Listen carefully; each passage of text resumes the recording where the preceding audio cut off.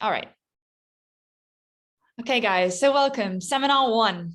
So I'm going to press play on my slideshow. There we go, that's better.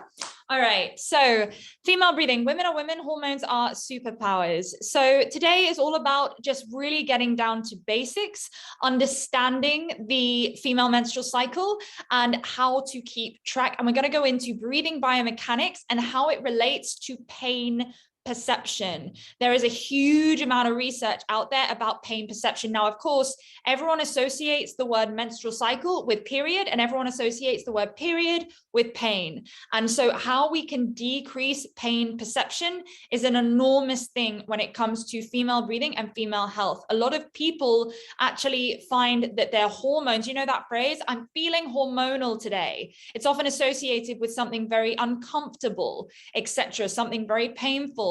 And so looking to shift the attitude where actually you can utilize your hormones as superpowers. And I nicked that from Maisie Hill's Period Power book, where she really, I'd really highly recommend it, goes into how powerful our hormones are. She also calls estrogen the Beyonce hormone, which I love.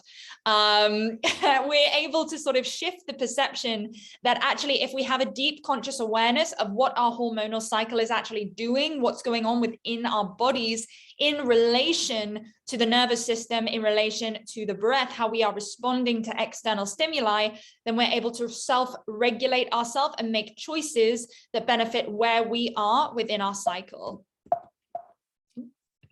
Okay, so of course we have a huge range of different people on the course today. So I just want to spend 5 minutes going over the super basics and what is actually going on. So for some of you, this will be a refreshing recap. For others of you, it may be a revelation. So we will just go through it and see where we go. And if anyone has any comments in between, please don't be silent. Please do raise a hand and add anything you wish to. So for anyone that doesn't know, with the endocrine system, it is the powerhouse of our hormones. Every hormone the endocrine system releases follows a basic setup. Signal is received, hormones are secreted, and the target cell undergoes changes to its basic function. Now, the endocrine system, a huge mechanism of this is the pituitary gland, which is situated in your hypothalamus in your brain.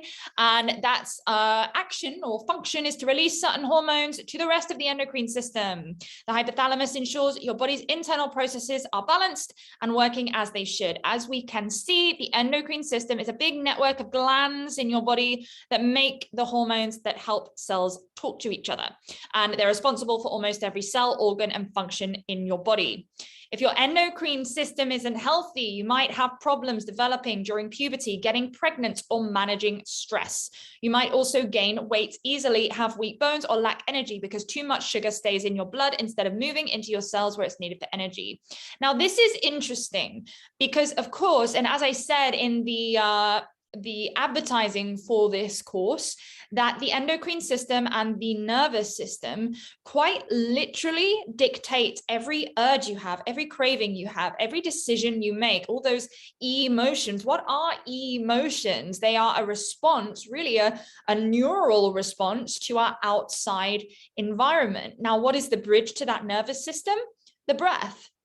That self-regulation tool where we can actually infiltrate our nervous system, where we can actually tap into what we previously deemed as unconscious not so long ago in history. So knowing more about this is incredibly important because it all starts with awareness, right? So the hypothalamus, it literally is all in your head. So the front, the anterior of the hypothalamus, there's an anterior and a posterior, has a mechanism to compare the ideal temperature to the temperature that the rest of the body is experiencing.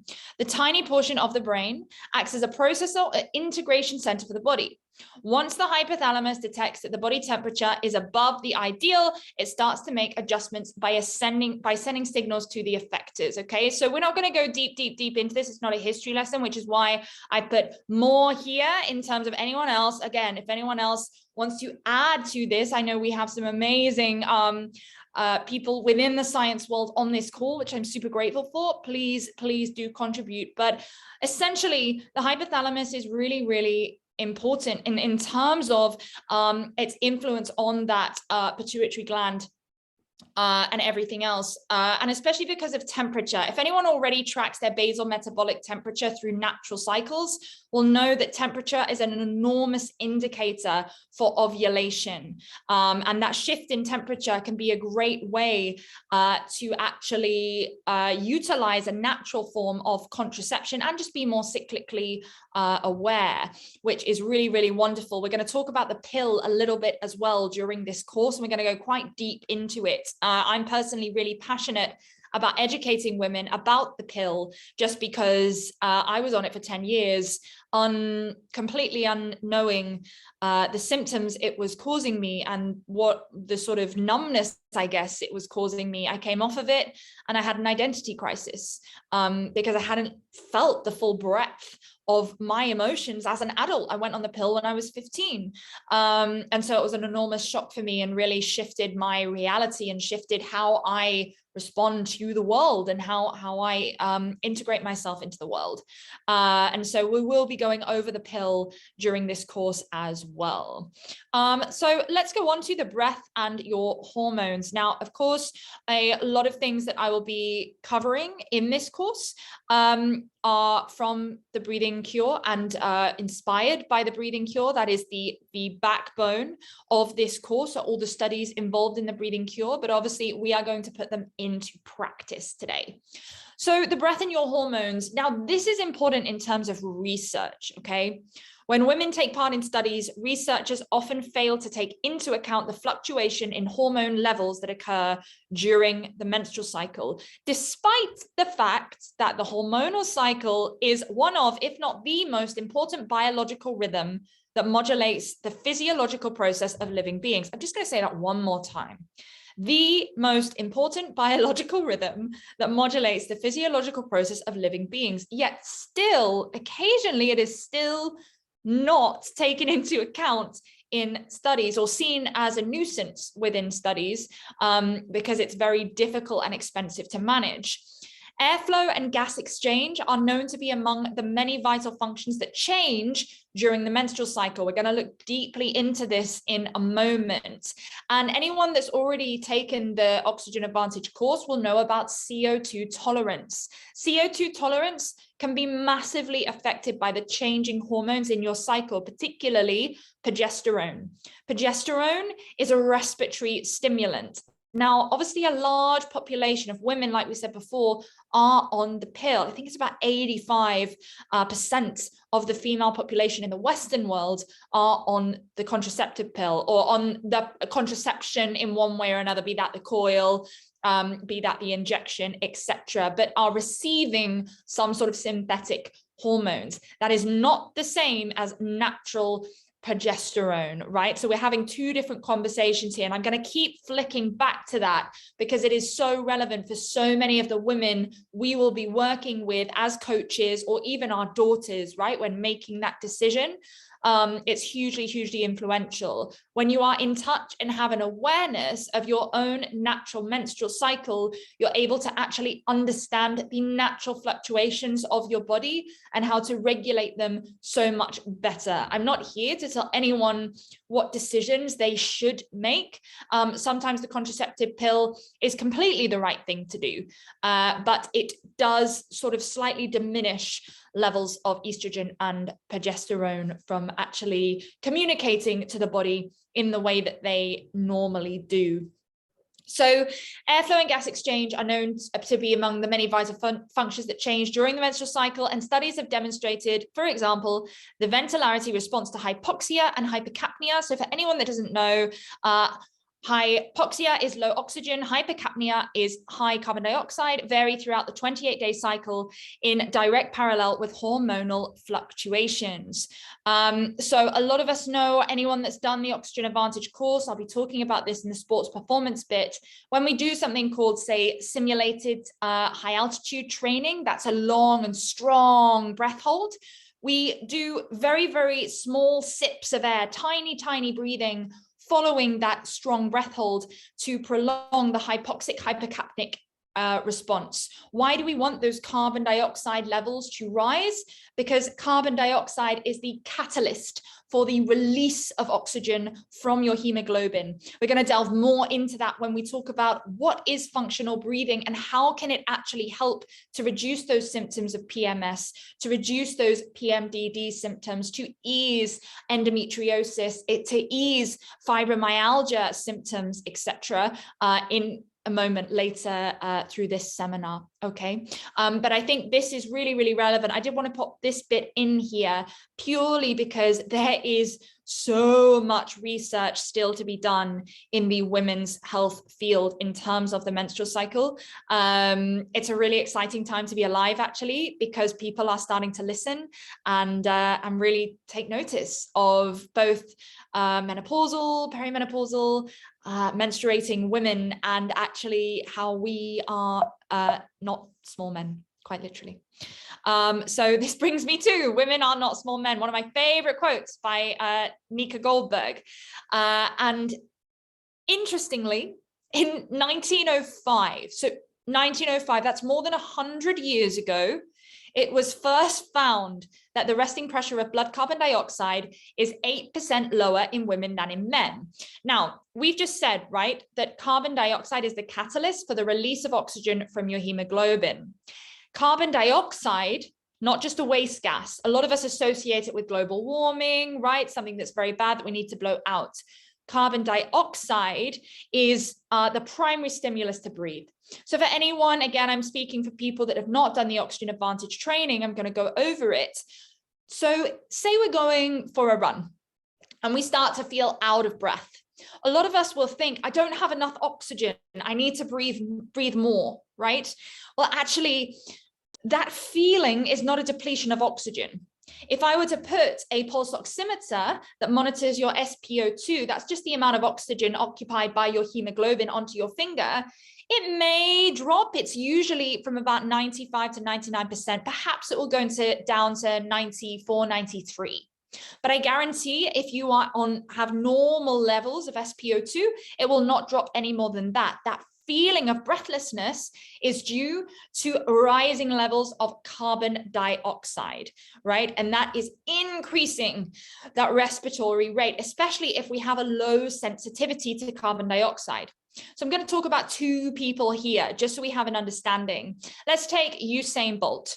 Usain Bolt can do a lot whilst breathing not that much, right? Compared to most general people. He has a very high carbon dioxide tolerance. He can do a lot whilst breathing very little. It looks effortless. He's doing his thing.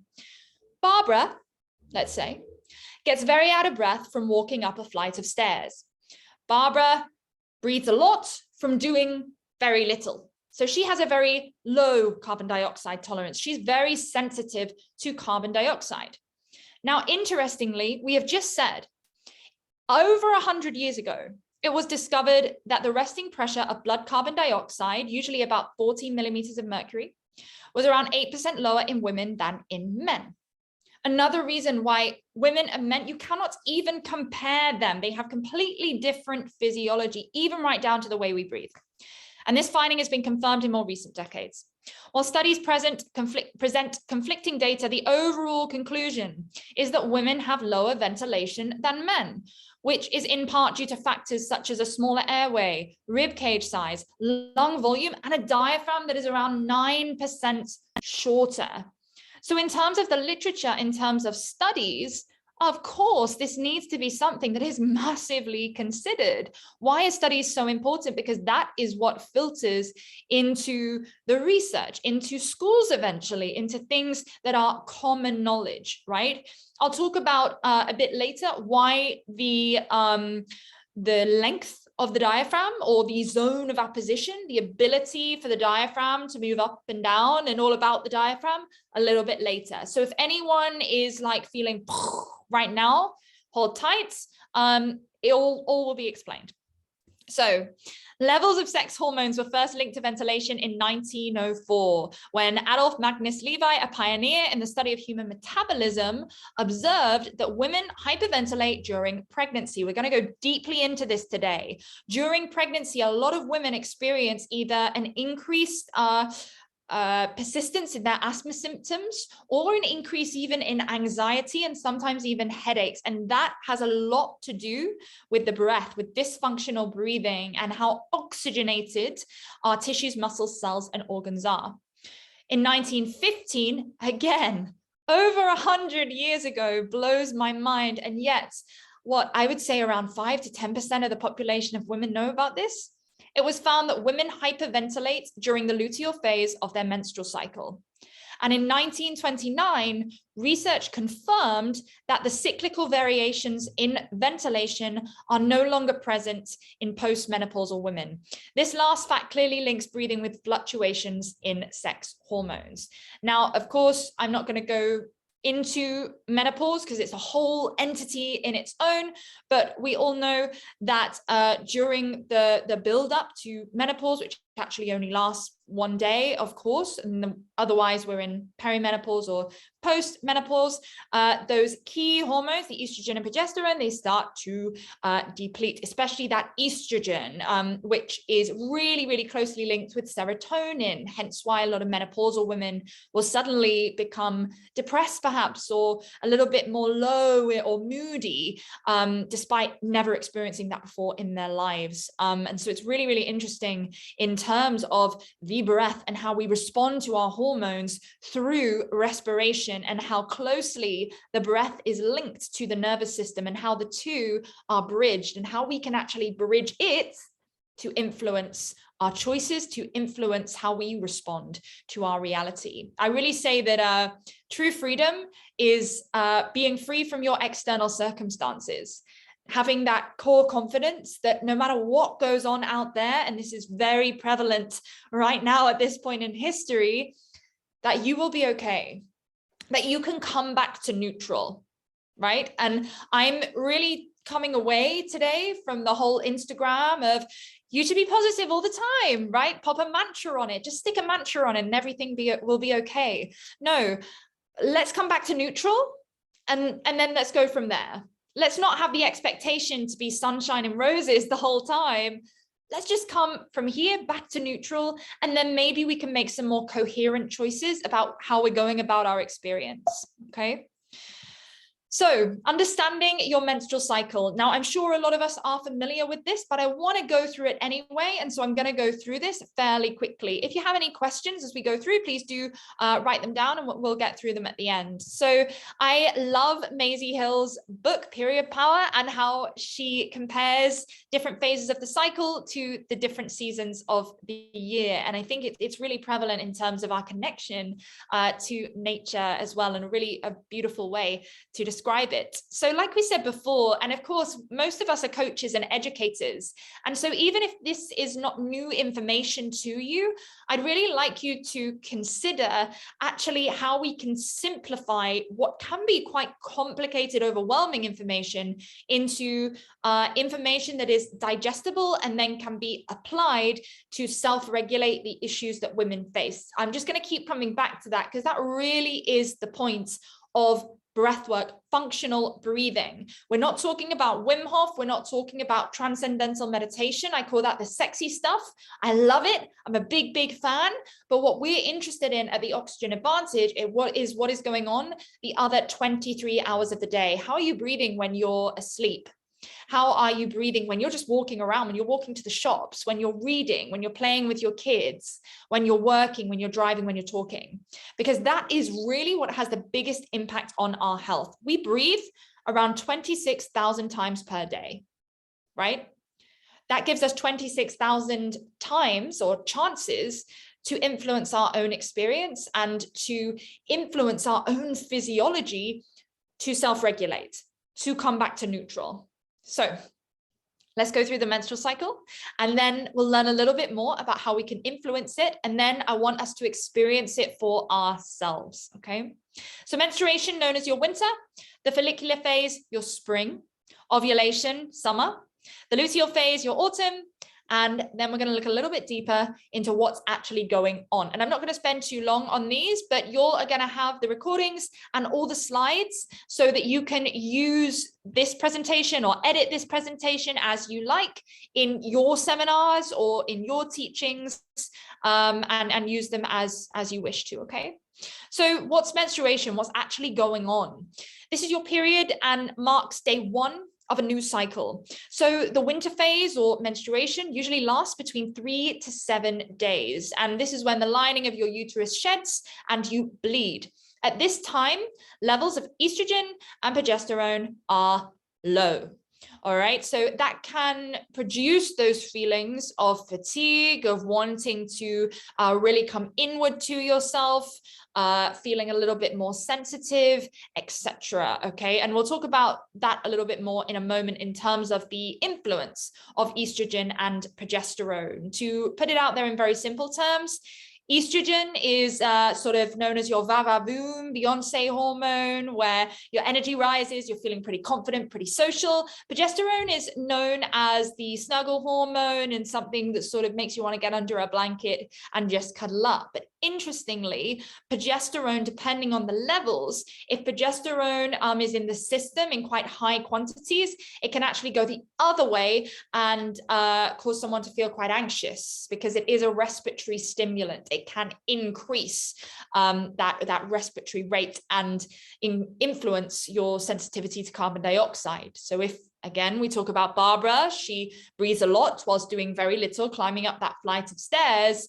In that pre-menstruation and menstruation phase of the cycle, and your autumn and in your winter, that carbon dioxide sensitivity can be really quite sensitive there due to the progesterone levels building and then dropping right down. So we'll look a bit more into that in a moment. The follicular phase. So I love this phase personally. This is when estrogen starts to rise. So the time between the first day of your period and ovulation. And it's worth saying that the cycle is generally 28 days long, but every woman's cycle is unique. This is why this is such a complicated topic. Every single women's hormonal cycle is completely unique. But if the menstrual cycle is really, really short, like shorter than 25 days or longer than 30 to 35 days or so, that's another communication that perhaps we might want to seek some professional intervention as to why that cycle is so short or so long, because again, it's just a bit of bodily communication that there might be a hormonal imbalance. So estrogen rises as your body prepares to release an egg. Super simple. The follicular phase also encompasses the proliferative phase, which once you've stopped bleeding, the lining of your uterus builds up again after your period. So we start to feel pretty good here. We start to get our energy back. We're going to talk a lot about this when we come to sports performance and fitness, but we're just doing a little brief outline here. Okay. Move. There we go. Ovulation. So ovulation, our summer only lasts a very, very short time, a little bit like in the UK. But in ovulation, the egg is released from your ovary mid-cycle. Estrogen levels peak just before this happens and drop shortly after. So this is interesting, especially in terms of what kind of nervous system you habitually have or you have within your physiology. And I like to compare this with a Labrador or a Greyhound. So some people naturally have more of a hyperactive nervous system. It's definitely me. I have a lot of energy. I wake up with a lot of energy. And so I generally will try and do down regulator breathing exercises to calm me, to slow me down, to balance me out. The body's always trying to come back to homeostasis, right? And in terms of that Labrador, that might be someone who takes a bit longer to get out of bed in the morning. They're a bit slower. Maybe they're late a lot. They're much more passive, etc. And so they might benefit from more upregulation exercises, strong breath holds, breath of fire, doing some more active breathing, etc. So ovulation is an interesting time because, of course, those estrogen levels are peaking. So you're really coming to the top of the mountain in terms of your energy. But like me, sometimes I can feel quite anxious around ovulation because I have so much energy. I don't know what to do with it. Luckily, I have those tools to self-regulate. And so I'm able to metabolize that energy using either exercise or through self-regulation, breath work, and often a mixture of the two. But anyways, people can experience ovulation headaches and all sorts of different responses. So even though it's called your summer, it doesn't go to say that everyone feels amazing during ovulation. That is not a generalization we want to make. All right, the luteal phase, your autumn. So the luteal phase is the time between ovulation and the start of menstruation, because this is the stage when the body is preparing for potential pregnancy. Progesterone is produced, peaks, and then drops. This phase is most commonly connected with hyperventilation as progesterone levels fluctuate. So we're going to have a look more deeply at a study with that in just a moment. But remember, keep in your mind carbon dioxide tolerance. The more sensitive you are to carbon dioxide, the quicker you're going to get out of breath, the less activity it's going to take to cause breathlessness, the more prone you are to dysfunctional breathing. Hyperventilation, remember, does not have to mean breathing into that paper bag, right? Hyperventilation simply means breathing in excess of your metabolic requirements. So within the luteal phase is also the secretory phase, simply when the lining of the uterus produces chemicals that will either prepare it to break down and shed during your next period or support an early pregnancy. We're going to talk about pregnancy as well as we go through. So I love this diagram of the shifting hormones throughout the cycle. It keeps things super, super simple.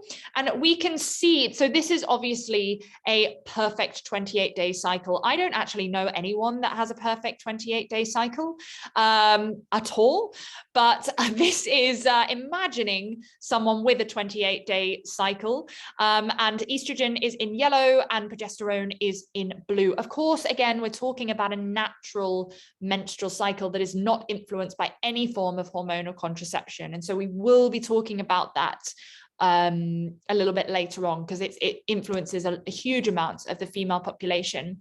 Just to say as well, the menstrual phase is actually known to be part of the follicular phase, but just for the sake of comparing them to the seasons, I find it easier, especially to explain to teens and tweens, to just explain it as winter and spring. But if we really want to get super specific, the menstrual phase, the bleeding, is part of the early follicular phase. And we can see the number of days there. I don't like to pin it to specific days because, again, every woman's cycle is so unique. And so that's why I love using something like natural cycles, which I'm going to talk about later as well, where we take our basal metabolic temperature every day and log symptoms to understand how our own unique cycle works and whereabouts you ovulate. So this is saying day 14. I generally ovulate on day 12 of my cycle. And I have about a 26-day cycle, not a 28-day cycle. So then the numbers will fluctuate. You can see here, generally, we're going from about day 1 to day 14 with the follicular ovulation around day 12 to 14, and the luteal phase between days 14 and 28-ish. Yeah, depending on your personal menstrual cycle. So what's all this got to do with breathing? So breathing biochemistry. This is where I really want to get into the nitty-gritty with you guys. And I hope I still have your attention. We're going to be getting onto the practical in not too long, but it's very important to understand the why behind why we're doing anything, right? No one will ever implement these exercises unless they have a strong why and an emotional attachment to what they're doing. And what is everyone really looking for? A solution to their problems or their discomfort. And so the understanding of it is super, super important, okay? So breathing biochemistry and how it relates to pain perception, specifically within women and the different common pains that we often experience in relation or response to our shifting and changing levels of hormones. So respiratory alkalosis. So I just want to explain that briefly for anyone that doesn't know. Now, the pH of our blood is heavily influenced by the way we breathe. And the body, remember, is always trying to come back to homeostasis, to that beautiful central mark of 7 points, blah, blah, blah, that I can never, ever remember. But that is okay. It is that central point, and you can Google it within seconds. It's not important, but it's the homeostasis point. So respiratory alkalosis, when we overbreathe, hyperventilate, we go into respiratory alkalosis. When we breathe less, we go into respiratory acidosis. The blood becomes more acidic. This is really, really interesting in terms of what we said before, where often women are more likely to hyperventilate. I think it was here.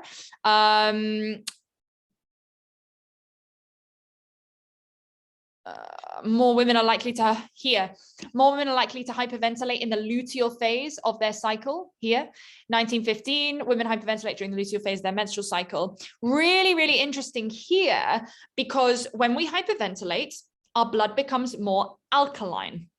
Now, the body is always trying to come back to homeostasis. And it's really interesting in terms of food cravings. And this was shared with me with a wonderful, wonderful mentor of mine who's a really famous physio in Australia called Simon Borg Olivia, very famous yoga teacher. And he also is a lecturer in molecular biology. He was talking about how if our blood is going more alkaline, we're much more likely to crave very acidic foods. And it's very interesting how in that premenstrual phase, we're craving the crisps, the chocolate, the salty, the sweets, everything that is actually not really going to serve to regulate our state at that time. So just thought that was interesting to mention. And of course, the anxiety, etc., headaches that could, and pain that comes a lot with PMS and PMDD symptoms as well. We're going to go more into that in a moment.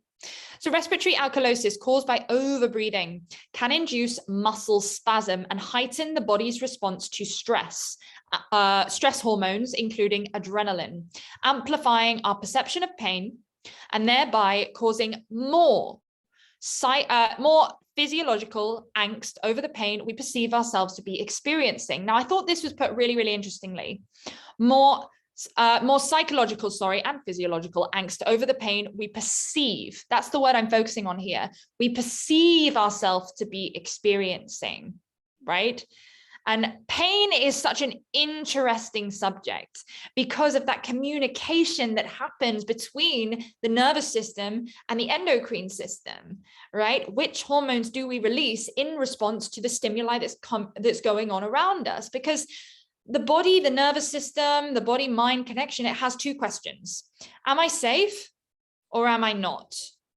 And it will respond in relation to those. We all know about the two branches of the autonomic nervous system, the sympathetic and the parasympathetic, the fight or flight, or the rest and digest. We're going to go into the literal rest and digest and why that's so important for women a little bit later. But causing more psychological angst over the pain we perceive ourselves to be experiencing. That body to brain message and that brain to body message is really crucial when it comes to breathing, because this is how we're able to influence and actually decrease our perception of pain through simple breathing techniques. It's important to remember that respiratory alkalosis, intrinsic to hyperventilation, encourages the development of myofascial trigger points. So they're points that are particularly sensitive. And so respiratory alkalosis, hyperventilating, can actually develop those points and thereby making the body more sensitive. Imagine then coming into the luteal phase of your cycle, being more sensitive to carbon dioxide, being more likely to hyperventilate habitually, to breathe in excess of your metabolic requirements. And you're just one big sensitive mess because we're blissfully unaware of our own physiology as women. Hence why this work is so incredibly important, right? So respiratory symptoms such as breathlessness, coughing, and wheezing vary considerably over the 28 days. I wanted to add in, and we're going to look at asthma a little bit as well a bit later, but I wanted to add it in here because I've worked with an awful lot of women who find that their asthma symptoms get considerably worse around a week before their period. And of course, again, we've talked about the rising levels of progesterone, respiratory stimulants, and there can be other things that influence it as well, written here. These become worse between days 10 and 22, the mid-luteal to mid-follicular phases, possibly due to the influence of hormonal changes on the airways. This explains why asthma severity fluctuates during the menstrual cycle and why irregular menstruation is associated with a higher risk of asthma. Now here, this is an interesting reference to the stress cycle as well. It's quite well known and commonly known, of course, that those two questions, am I safe or am I not, from the nervous system, if the body perceives itself not to be safe. And of course, it's worth noting that your nervous system does not know the difference between a scary tax bill and a near miss with a passing car. It treats and responds in exactly the same way. Or perhaps that meeting that you're worried about tomorrow that hasn't even happened yet, something that is perceived and is not physically dangerous, it perceives in exactly the same way as if you were almost run over. Right? It responds. How does it respond? By shutting down, by diminishing the reproductive process, because in very, very simple terms, it's not a great time to have a baby if we're running away from something. It's not a good time to reproduce. And so if we are hyperventilating already, because asthmatics are much more likely to breathe dysfunctionally, to overbreathe. And by the way, about 85 to 90% of the population is habitually overbreathing. Why? Generally, because of the speed of our Western world, because of these things. How constantly are we overstimulated? Do we have that FOMO? FOMO is something that is a condition really only relative to the last 20, 30 years, that fear of missing out from social media, Instagram, right? I have to be part of everything. I have to know everything that's going on in everyone's lives because everything is constantly being thrown in my face. Now, if we go back to that increased hyperventilation, etc., that increased symptoms, especially with asthmatics, what does this signify? Stress, a feeling of not being safe in the body, physiologically exhibiting a state of stress, a response to stress. So then what will happen? Irregular periods, poor digestion. It goes round and round and round and round unless we can get to the root cause and regulate it. The root cause often being dysfunctional breathing. If we can regulate that breathing, we're able to regulate our nervous system. Suddenly the digestion becomes so much better because we're actually utilizing the diaphragm. We're going to talk about that in seminar 2. We're going to get into breathing biomechanics. Today we're focusing on biochemistry. But it is interesting in terms of the stress cycle, how our body responds to stress and how if we can regulate our breathing, all those other elements that asthmatics and anyone else that is experiencing hyperventilation, perhaps someone prone to panic attacks, etc., severe anxiety is experiencing, then how if we face the breathing, often the trickle comes down to all the other symptoms as well. And I've experienced this with a lot of different people I've been working with, that they'll come back to me and they forgot to tell me that they had IBS, thinking it was irrelevant, and said, by the way, I've had digestive problems for 10 years. It's completely gone. This was a triathlete I worked with, and we were just working on her sports performance. But she said, I've never slept so well. My mind feels more at ease. I'm less angsty. And my digestive problems have completely sorted themselves out, which just shows the power of this work. You know, whether you are applying it to yourself or teaching it to others, especially in terms of women, and how we experience pain in a very different sense to men. When men think about pain, they think about raw pain. When women think about pain, we're talking about pushing another human out of a part of our body, You know, we are talking about shedding a part of our insides every single month. It's a slightly different form of pain, something that's completely natural, but something that is completely parallel with even the association of the word across the genders, you know? So we continue. So I do just want to have a quick look at this study, the first study we're going to look at today. It's a really interesting 2006 study, which reports that the female hormone progesterone, which is known to stimulate breathing, might contribute to respiratory changes at different times during the menstrual cycle. And it's known that general respiratory function is influenced both by the different phases of the menstrual cycle and common hormonal and metabolic states. So I just wanted to show you this graph because I just think it illustrates it so brilliantly. So the shaded part is showing women with a quote unquote normal menstrual cycle, so the people that do not report symptoms of PMS. So this was a study really focusing on women with severe PMS and then women who do not experience those symptoms. And then the women that reported to experience PMS, they are this dotted line right here. And here you can see the levels of carbon dioxide, that N-tidal carbon dioxide. And down here, you can see the days of the cycle, the days from the LH peaks. That's another part of the cycle, but generally sort of referring to that mid to late luteal phase of the cycle is where they're focusing there. And you can see here the drop in their carbon dioxide levels. Now, if carbon dioxide is the catalyst for the release of oxygen from your hemoglobin, and it drops this much, that's by about roughly 25%, then your increased sensitivity is going to be enormous. Because if carbon dioxide is the catalyst for the release of oxygen from your hemoglobin, you are going to get a decreased oxygen delivery from this drop in those levels.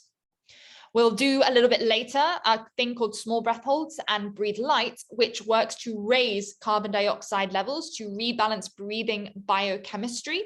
And we'll explain a little bit later as well. I'm going to go into very briefly the oxyhemoglobin dissociation curve, which will make a lot more sense. And we'll actually come back, look at this graph again, and everyone will go, oh, because when I'm saying low carbon dioxide, especially anyone that hasn't done the oxygen advantage might be thinking, well, what does that mean? You know, how does that affect? Essentially, the study is linking the fact that these women with severe reporting headaches, reporting painful cramps and discomfort, backache, neck ache, moodiness, anxiety, poor sleep, a couple of days to a week before their period, also experience a huge up to 25% drop in their carbon dioxide levels. So if less oxygen is being delivered to tissues, muscles, cells, and organs, in my mind, that is 20% less energy. That's 20% less focus. We hear about brain fog just before the winter phase, right?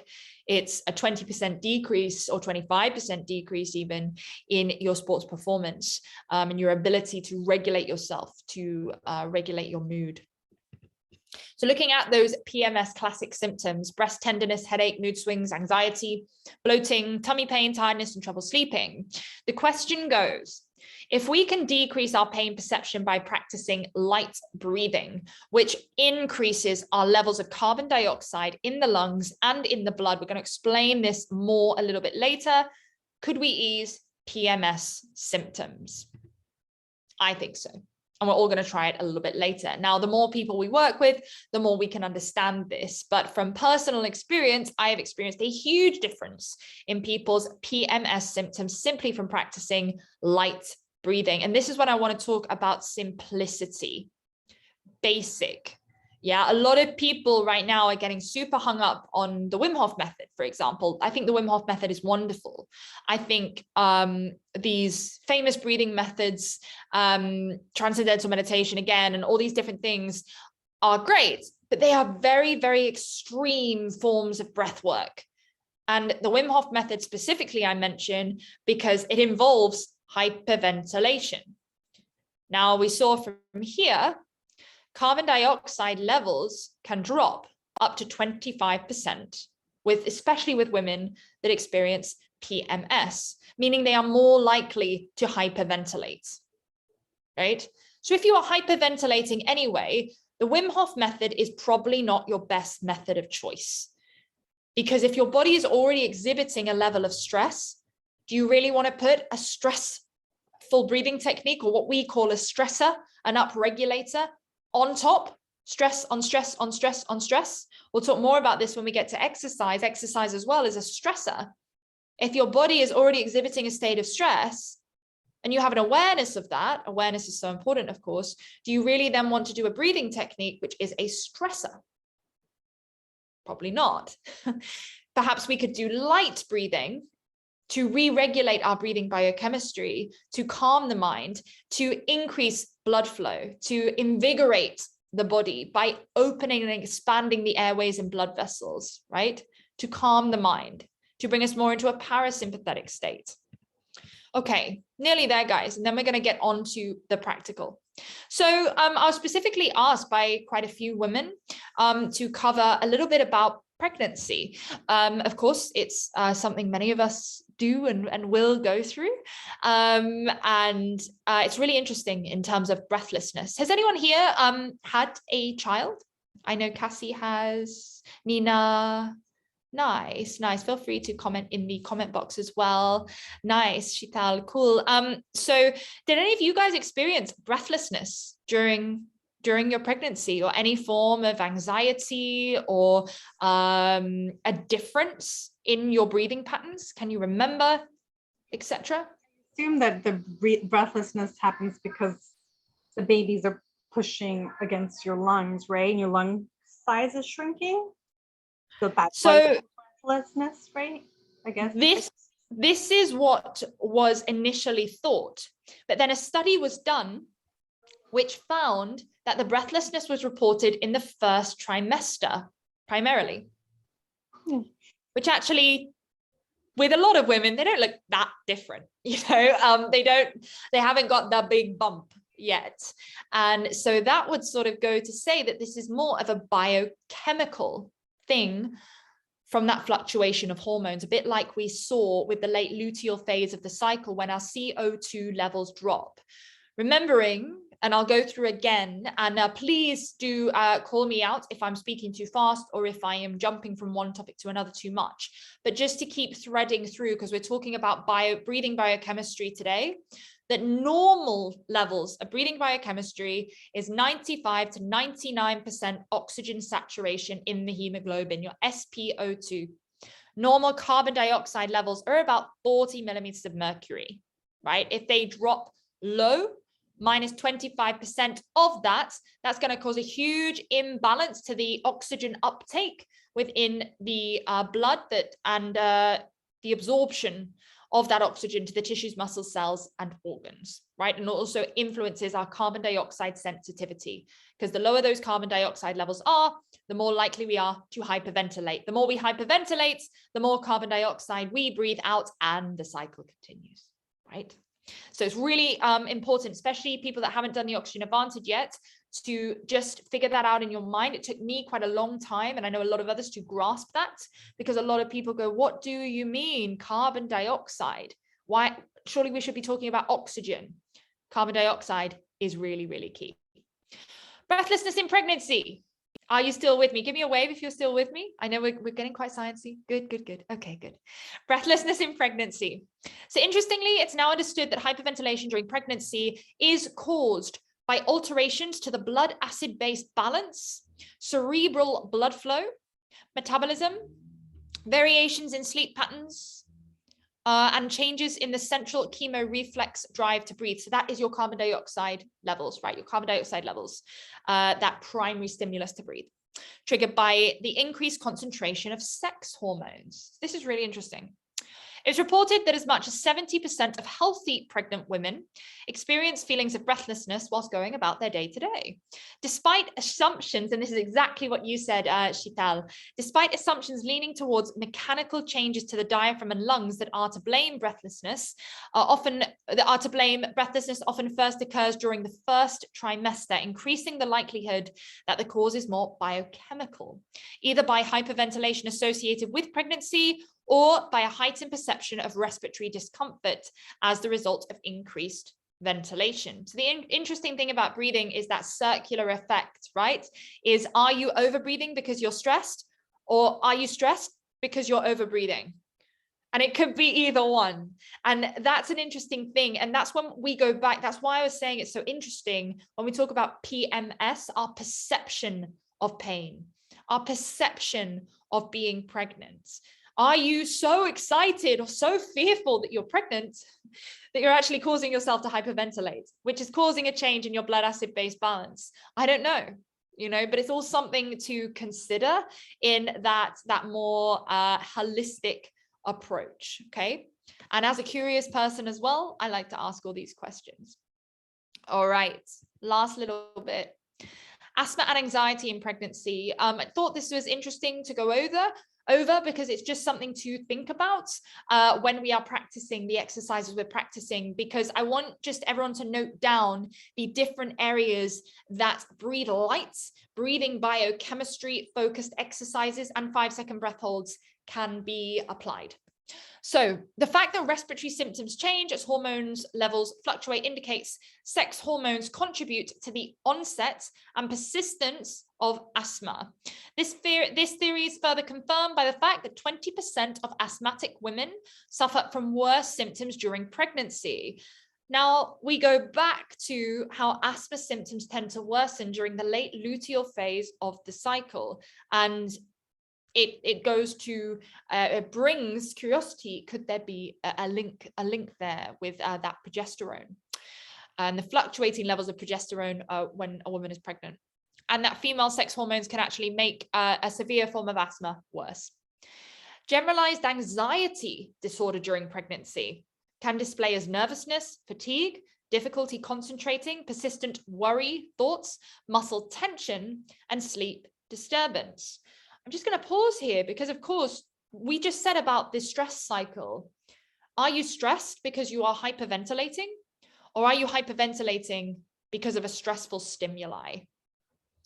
And if we are actually dysfunctionally breathing and throwing the body into a sympathetic state of fight or flight, and then becoming pregnant, where our hormones are fluctuating, putting us at perhaps greater risk of breathlessness, anxiety if we have asthma, worsened asthma symptoms as a reaction or response to those shifting hormone levels, could we actually benefit an enormous population of women looking to conceive, of women who suffer with asthma and can't get a hold of it and find their PMS symptoms are awful, by learning very, very simple self-regulation breathing techniques? I think we could. So due to the physiological changes of pregnancy, in particular hormone-induced hyperventilation, pregnant women may be at greater risk of panic disorder during this time. Research suggests pregnancy may provide some kind of protection against panic symptoms, but the role of the premenstrual hormone changes in panic disorder would suggest that fluctuations in sex hormones can also make new mothers quite vulnerable to anxiety and panic disorder. Again, if you are dysfunctionally breathing, and we'll go through exactly what that means in a moment and really go into it and experience it to optimize our breathing and go to functional breathing, you are doing a disservice to yourself in terms of setting a really strong, healthy foundation to then become pregnant, right? And I'm not sure if Rakea has anything to say on it, but I did read somewhere that the mother actually somewhat inherits the nervous system.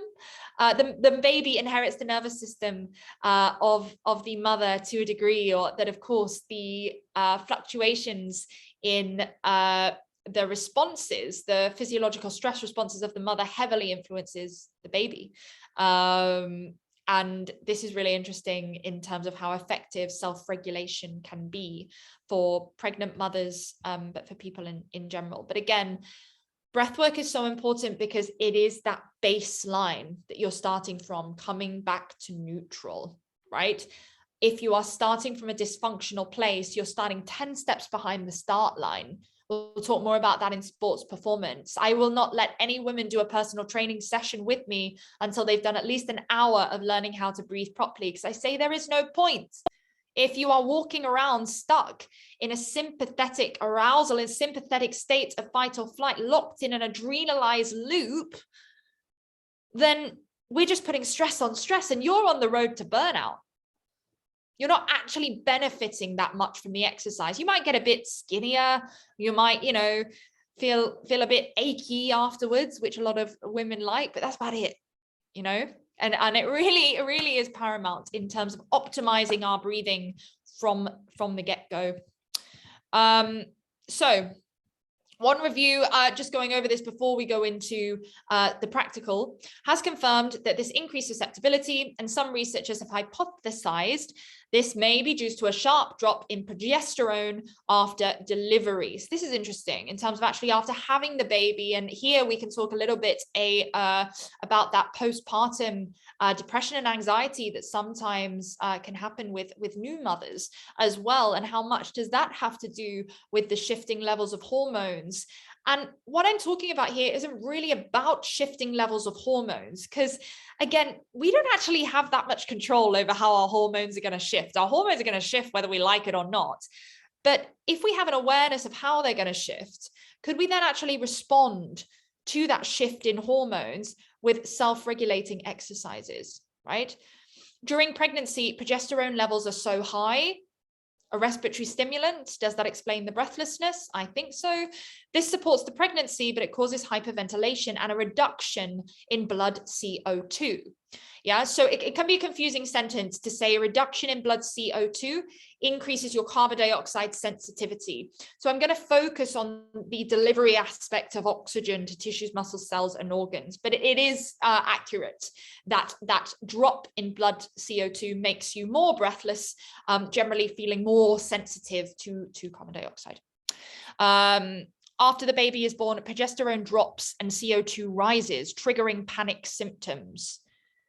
Now, this is really interesting because, of course, if anyone's read this amazing book, which I love, called The Female Brain, it talks about how your brain literally changes when you become a mother. I think that's fascinating, but this is not a neuroscience lesson, and I am not a, oh my gosh, I was about to say the word brain teacher. That's a very simple thing to say, isn't it? But you know what I mean.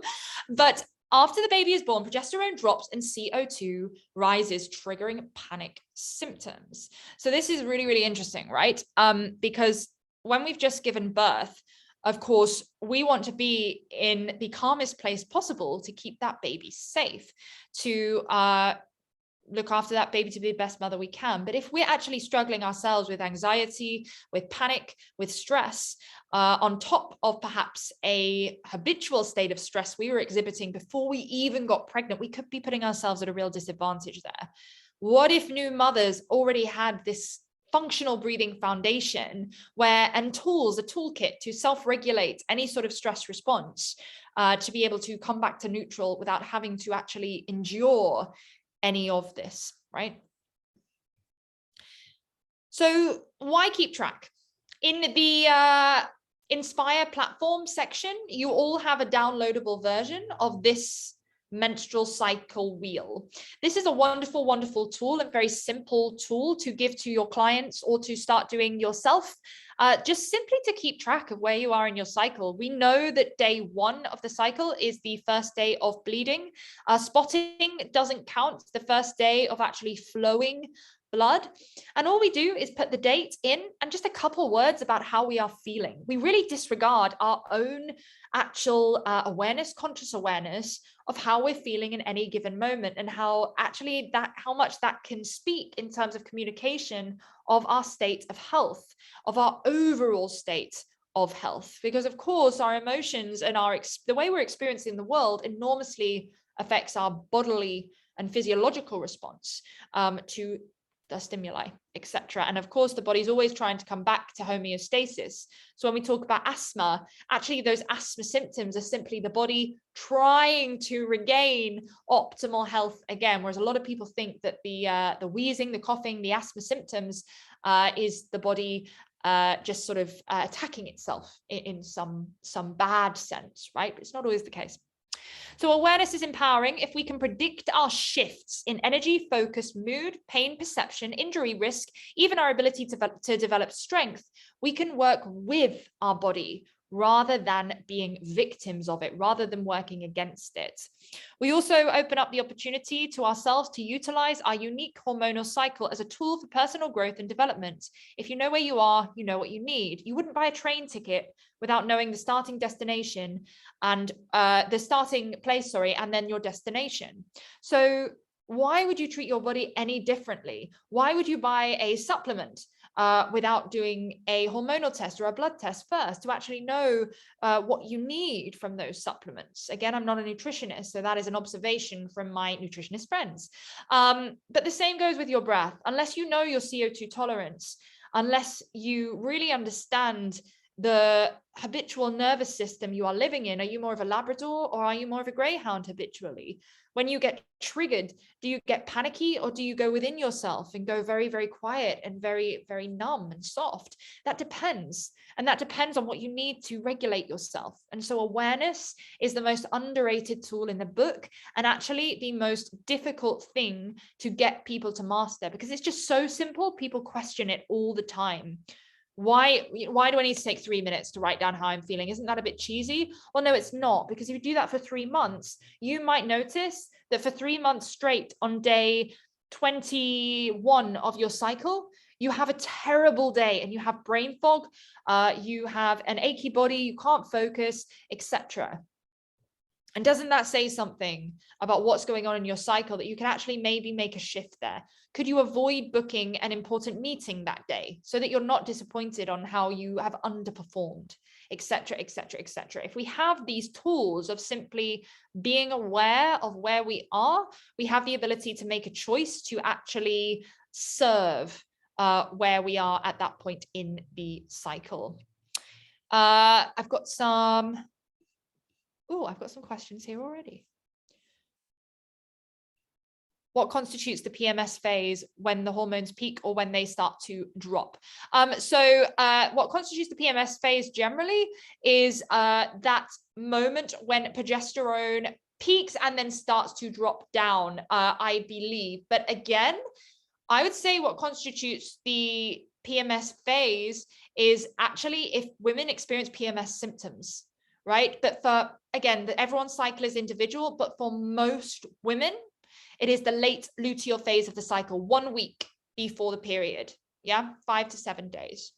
But again, I'm not going to say exactly because it depends. Some women might say, well, I get PMS symptoms 8 days before my period. That's not to say they are wrong. It is just their unique experience.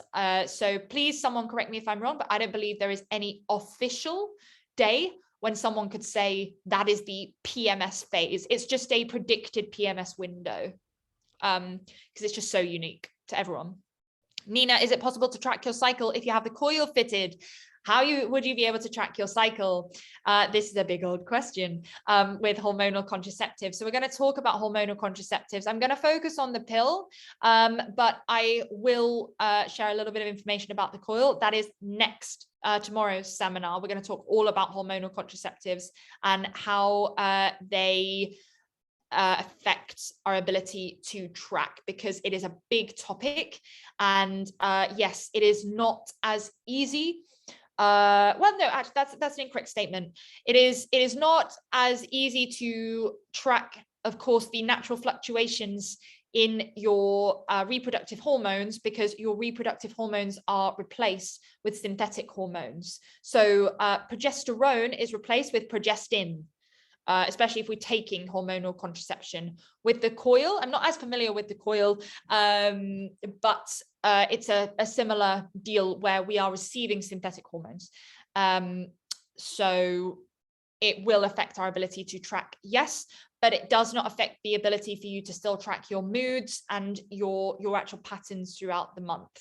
etc. Tracking your BOLT score, actually, Nina, could be the answer here. And that's why I encourage women to track both your BOLT score and your temperature. Temperature is really, really brilliant for any women looking to take the more natural route with contraception or looking to conceive. I love natural cycles.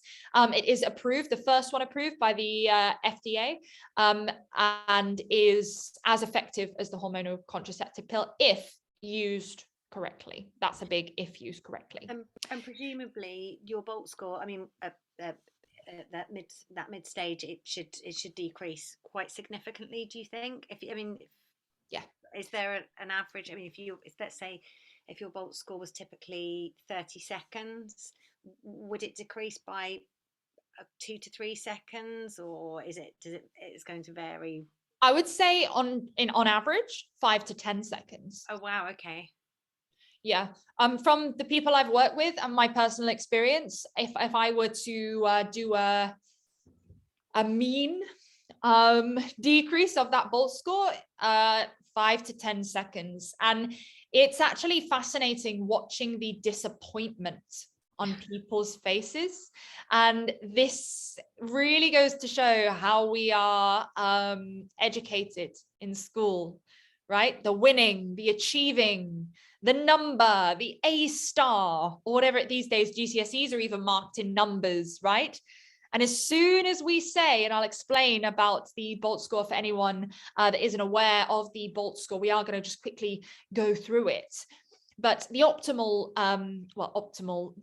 the BOLT score that signifies functional breathing, along with a couple other factors with the functional movement test and screening, etc., is 25 seconds. 25 seconds and above, and you're looking at a good stead there to create some functional breathing habits. And we'll go through a bit more of that in a second. So people then literally think they failed when they've just hit their 25-second BOLT score. It's a week before their period, and they go to 19 seconds, or they go to 15 seconds. But actually, again, I explain to them that what if we have an awareness of actually that you are not your hormones, and as an extension to that, you are not your thoughts and feelings, right? Because what are thoughts and feelings really? Aren't they just a reflection of the endocrine and the nervous system working together in response to external stimuli? They're not our identity. They're not who we are. You are not someone who is anxious, right? My name is Georgie, I am anxious. No, my name is Georgie, and I'm someone who is experiencing feelings of anxiety, possibly due to a dysfunctional breathing habit or due to a response to something that I could actually regulate, you know? So I hope that's helpful. The BOLT score, what is it? We're all going to take our BOLT scores now, and we're going to start to explore light breathing and 5-second breath holds and why it is relevant. So when we hold our breath, our lungs are not able to get rid of carbon dioxide. So it accumulates in the blood and in the lungs as well. The length of time it takes for our brain, and what they mean by that, the oxygen advantage, is the chemoreceptors within our brain that are constantly monitoring levels of carbon dioxide. And if they monitor the carbon dioxide levels are too high, for example, when we hold our breath, sends a signal to breathe. And that's where that feeling comes from. If anyone's sure been underwater, that's where that feeling comes from, perhaps diaphragmatic contractions in the throat. That is literally your brain creating physiological reactions, physical reactions of contractions of the diaphragm to make you breathe, right? If we go into something like the Wim Hof technique, when we hyperventilate, to a certain extent, those chemoreceptors are switched off. Hence why you can drown doing the Wim Hof method in water, because you do not have that urge to breathe.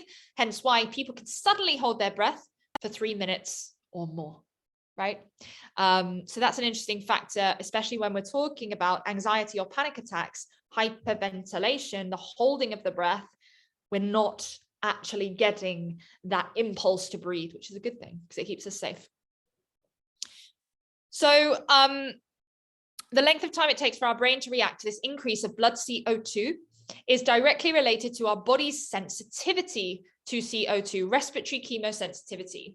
Because carbon dioxide provides the primary stimulus to breathe in, breath holding is a powerful method for inducing the sensation of breathlessness. A study by Kiesel et al., this is where the BOLT score was derived from, where it made, suggested that if your BOLT, your body oxygen level test score, is below 25 seconds, there's an 89% chance dysfunctional breathing is present. If your BOLT score is above 25 seconds, there's about an 89% chance dysfunctional breathing is not present. However, the BOLT score can be influenced by a number of factors. Now, this 89% thing with Kiesel, and everyone, you might want to write this down, especially if you have not done the oxygen advantage before. That 89% chance with the 25-second is in relation to a number of questions, very simple questions. They are, do you have cold hands and feet? Do you have a dry mouth in the morning?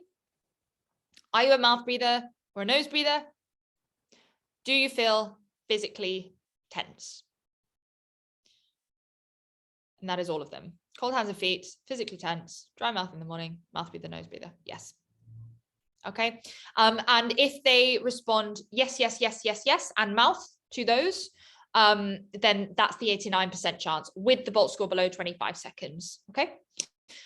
Generally, if the BOLT score is low, that person will display dysfunctional breathing habits. But of course, it depends, because if we're catching someone a couple of days before their period, it might be that their BOLT score increases by 10 seconds a week later.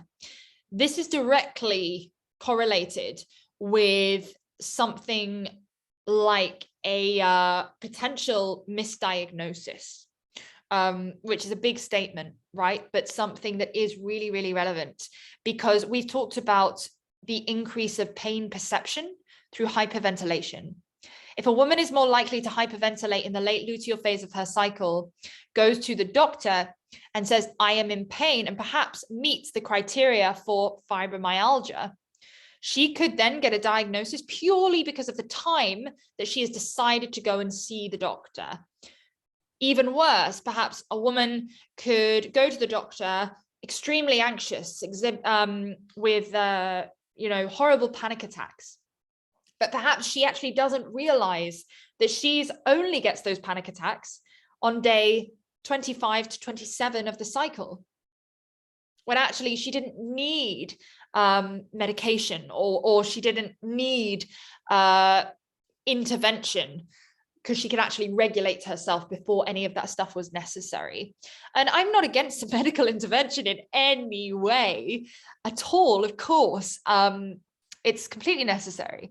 But it's that thing of, if we actually have more awareness of the influence of our hormones and the way the menstrual cycle influences our carbon dioxide tolerance, would we actually have ever gone to the doctor in the first place? Probably not, Why? So a number of things affect your BOLT score, and just quickly going through this, because I do want to get on to the practical. Chemosensitivity to carbon dioxide. This is important because bronchoconstriction, so that is the constriction of your blood vessels and airways, affect your breath hold time.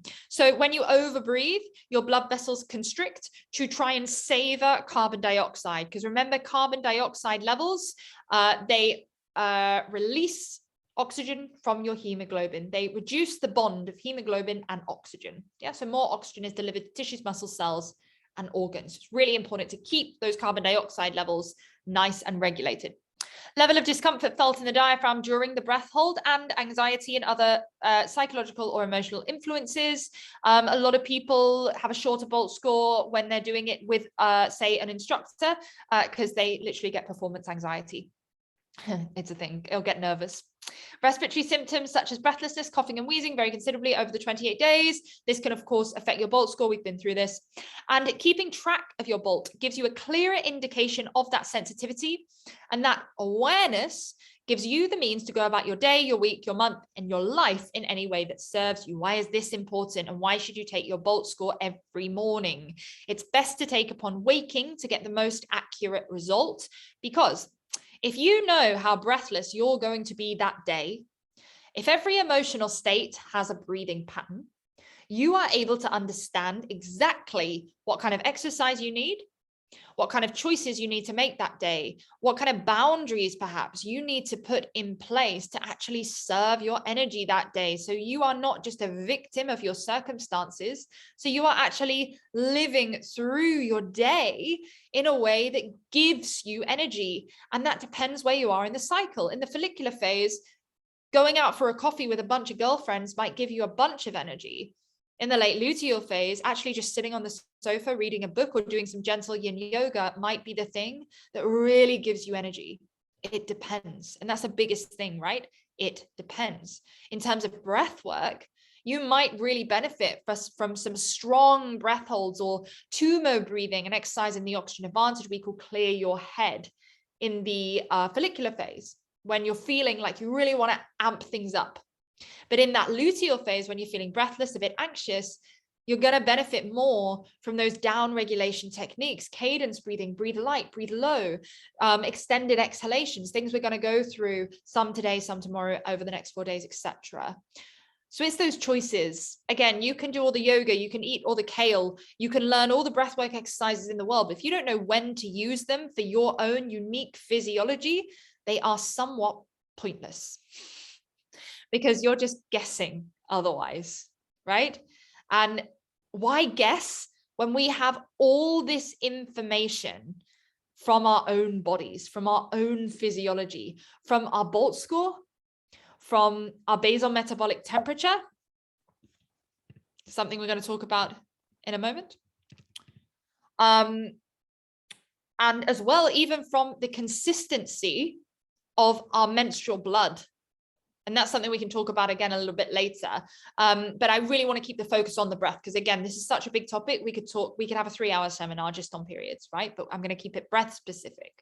But all these things, our menstrual cycle, and especially the period phase, that menstrual phase, is literally a report card of your health, of how the choices you have made that month have influenced your well-being. And generally, painful periods are not normal. Horrific PMS symptoms are not normal. They're common, but they're not normal, right? If we're having severely painful periods, horrific PMS symptoms, all this horrible stuff, a horrible experience, then it's generally a communication from the body that there's a hormonal imbalance, that there's something we need to shift or self-regulate, right? Luckily, we have the tools to be able to do that. And all this, I should mention, coincides with seeking help from a medical professional when we start to talk about things like PMDD, PMS, endometriosis, all these different things. Really important to mention that this all coincides. It doesn't replace seeking help from a medical professional, from a gynecologist, all those different people. So the Bolt score, let's have a go at this together. So we've been sitting and listening for a while, and just because we did spend about 20 minutes on introductions, I hope it's okay with everyone. We'll go for about another 25 minutes today or so. Okay. If anyone does need to go, of course, you will receive the replay. Amazing. So let's all go for the Bolt score first. Now, we've been sitting for a while. And so what I just want to do is a little bit of gentle movement, seated, nothing major. Before we take the Bolt score, I just like to do this with my clients just to relax into the body. Also, your lungs are really only as malleable as your musculoskeletal system is flexible. So if we're living in a very, very tight body, that's going to have a huge impact on our breathing as well. Breathing is going to be restricted. So let's find a comfortable seat. I'm going to stop sharing my screen just for a brief moment and just come back here. Let's find a comfortable seat, and let's make sure the crown of the head is balanced right over the center of the pelvis. Especially us women, a lot of us women are living in a forward tilt of the pelvis with the back arched and those ribs flaring, shoulder blades together. Of course, that's an extreme example, but this state of anticipation of readiness, very, very common. I think I've seen it in every single one of my clients, the anterior forward tilt of the pelvis. Let's bring that pelvis back to neutral, imagining that the pelvis is a bowl of water. And if we tip the pelvis forward into that anterior tilt, the water is going to fall out forwards. If we tip the pelvis back, it's going to fall out back because we want to keep the waterline level. Imagine the crown of the head floating right in the middle of that bowl of water. Let's imagine the space behind the back of the head, neck, and shoulders expanding, like a horizon widening behind the back of the head, neck, and shoulders. Nice. Let's place our tongue in the N position. That is the perfect tongue posture. Now, why am I talking about the tongue posture? Because nasal breathing is so, so important. We'll talk about that in just a moment, but it heavily is influenced by our ability to have our tongue in the correct position, which also has a big influence on the position of our head. If you see a lot of children with the sort of video game generation that are like this, there's all this research out there, of course, on myofascial development and how even their faces and their jaw can develop in a sort of dysfunctional way because of this mouth breathing habit, simply by bringing the tongue back into that N, that N position, the perfect position we make when we say the phonetic N, allows us to regain good head posture. Okay. So let's start to breathe in and out through the nose and just notice the natural rhythm of your breath. Close your eyes for a moment. Now, we said that every emotional state has a breathing pattern. And we talked about the fundamental importance of awareness. The simplest, but most important tool of any kind of breathwork method. It is at the root of every breathwork method you'll ever find, awareness. How can you know where you're going unless you know where you're starting? So just have a little curiosity about the natural rhythm of your breath in this moment. And perhaps take a mental post-it note.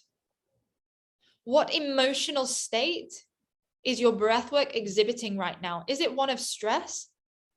Or is it one of calm, of flow, of contentment? No judgment here, but just notice. Not trying to analyze or find any logic behind what you're noticing, just noticing the natural rhythm of your breath. Now from here, following your next inhalation, gently start to lift your shoulders up towards your ears. At the top of the inhale, squeeze your shoulders and squeeze the area around your pelvis, holding your breath for a brief moment. Exhale, allow air to simply fall out through your nose and allow your shoulders to fall further away from your ears than ever before. Let's do that 3 more times, just following the natural rhythm of your inhale, lifting shoulders up towards the ears, squeezing shoulders, squeezing the pelvis, squeeze, squeeze, squeeze, squeeze, squeeze. Exhale, let everything go. Just allowing air to fall out through the nose, not forcing, not pushing anything. Once again, gently lifting everything up, squeezing the shoulders, squeezing the pelvis, holding, holding, holding, and exhaling, let it go. One more time, lifting everything up, squeezing the shoulders, squeezing the pelvis, squeeze, squeeze, squeeze, squeeze, squeeze, and exhale, let it go. Good. From here, let's gently take the right arm, lifting it up to the ceiling, exhaling, and just start to lift the right side of the rib cage. From here, we're just going to start to pat and rub the ribs, just increasing blood flow here, loosening those key breathing muscles, and loosening all the areas that surround those key breathing muscles as well. The transverse abdominis, intercostals, etc. play a big part in the mechanics of breathing. Good. Let's bring that hand down. Place your hands gently on your lower ribs here. And we're just going to take 3 very gentle, deep breaths into the right lung only. Could you breathe into just one side of the body? 3 gentle breaths in and out through the nose, expanding the right lung only.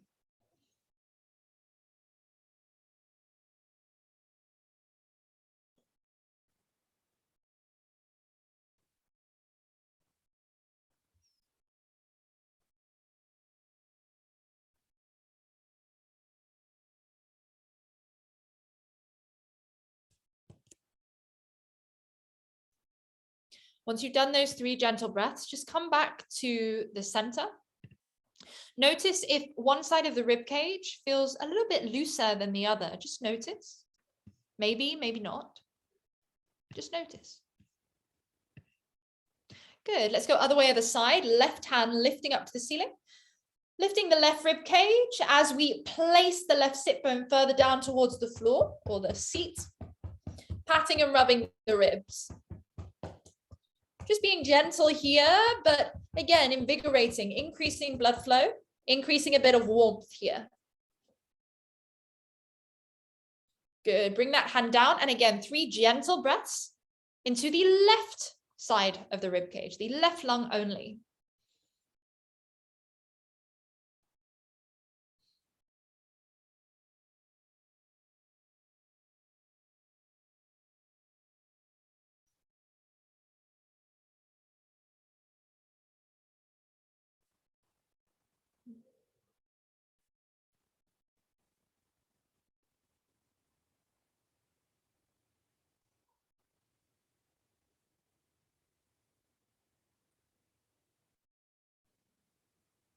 Good.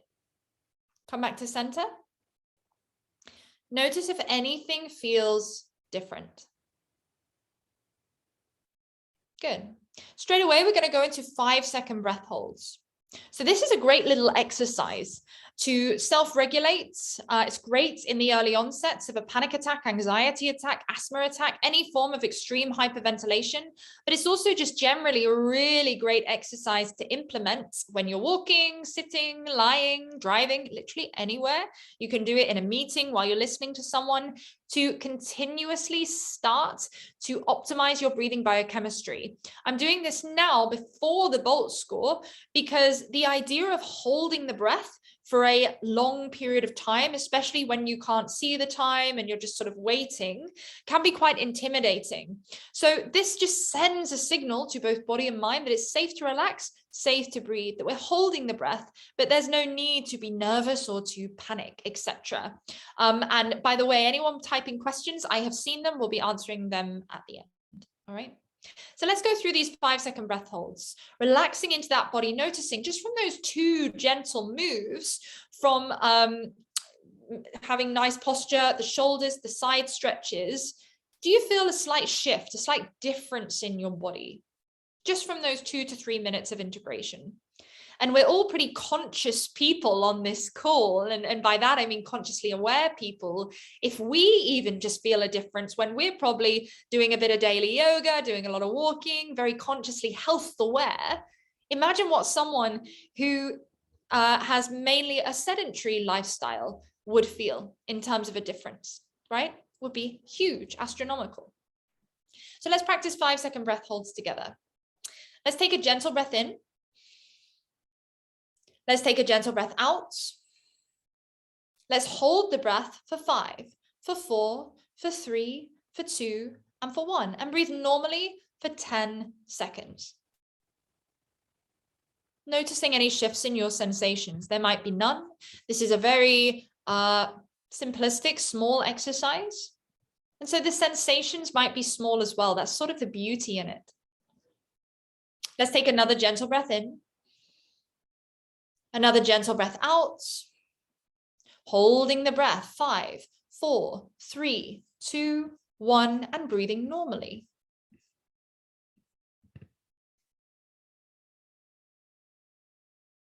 Another gentle breath in, another gentle breath out, hold the breath, 5, 4, 3, 2, 1, and breathe normally. Now this time, as you hold the breath, I'd like you to imagine the front, sides, and back of your pelvis melting into your seat, literally dissipating any tension within that pelvic region. Take a gentle breath in. Take a gentle breath out. Hold the breath, 5, 4, 3, 2, 1. Breathe normally. We'll do this once more. Take a gentle breath in. Take a gentle breath out. Hold the breath. 5, 4, 3, 2, 1. Did you remember to melt your pelvis that time? Let's do it one more time just in case. Take a gentle breath in. Take a gentle breath out. Hold the breath. 5, 4, 3, 2, 1, and breathe normally. Nice. Now, if you have a timer near you, you can use your phone, you can use a clock. Grab it now. Better if you can press stop and start on something that you don't need to look at. And let's go ahead and go into the Bolt score. So hopefully you can all see my screen again. So we can see here the Bolt score, the body oxygen level test, and I'm going to finish off by quickly, I know we're short on time. I was actually worried at the beginning of this that I wouldn't have enough content when actually it was quite the opposite. So the body oxygen level test consists of a gentle breath in, a gentle breath out, and then holding the breath until the first definite desire to breathe. The first definite desire is important, right? Be curious when you're holding your breath. Do I actually need to breathe? Be curious of your physical response to holding your breath. Now, you'll know that you've done the Bolt score right, because once you resume breathing again, your breathing will be very natural, very normal. If you take a big gasp for air, you've held your breath for too long. Okay, so we inhale, we exhale, we hold the breath, we press start on the timer. When you breathe again, stop the timer. That number is your Bolt score. Any questions on that? Okay, 1 to 2 minutes, go right ahead, see what's going on.